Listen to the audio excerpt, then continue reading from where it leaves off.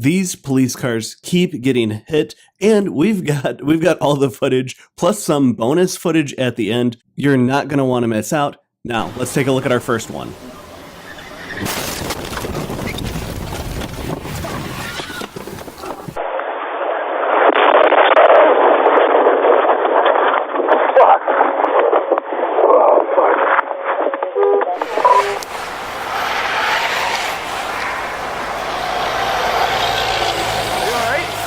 Special kudos to this trucker who comes and checks on the trooper, checks if he's okay, but also starts looking at his head for a laceration.